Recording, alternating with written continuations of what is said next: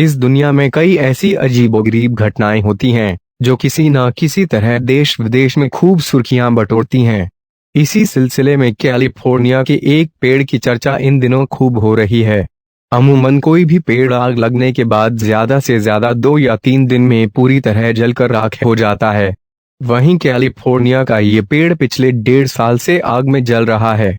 इसे देखकर कई वैज्ञानिक हैरान हैं। आपको बता दें कि 2020 में कैलिफोर्निया के जंगलों में बड़ी भयंकर आग लगी थी। इस आग ने जंगल में 1.5 लाख एकड़ जमीन पर फैले लाखों पेड़ों को जलाकर राख कर दिया था। और हाल ही में नेशनल पार्क सर्विस स्टाफ का एक दल इस जंगल में आग से हुई तबाही का जायजा लेने पहुंचा। तो इस दौरान उन्होंने जब सिकुआ के एक पेड़ को देखा तो उन्हें अपनी आंखों पर यकीन नहीं हुआ।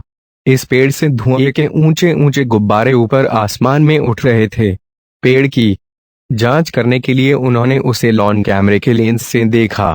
कैमरे से देखने के बाद इस बात का पता चला कि सिकुआ का ये पेड़ काफी पुराना है और पिछले 1.5 साल से आग में सुलग रहा है।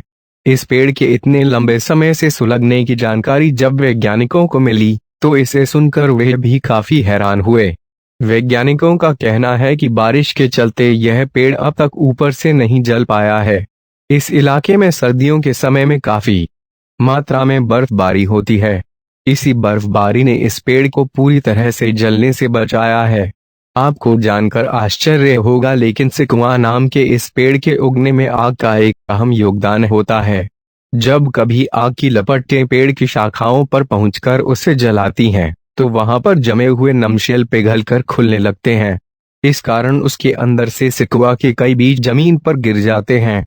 यही बीज आगे चलकर नए पेड़ के रूप में तैयार होते हैं। सिकुआ के इस पेड़ की चर्चा इस समय दुनिया में सभी तरफ हो रही है।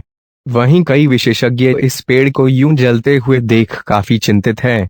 उनका कहना है कि पेड़ का इस तरह जलना इस बात का सबूत है कि इस इलाके में काफी गर्मी और सूखा है। अगर कभी दोबारा इस जंगल में चिंगारी फैलती है तो एक भयानक आग फिर से जन्म ले सकती है।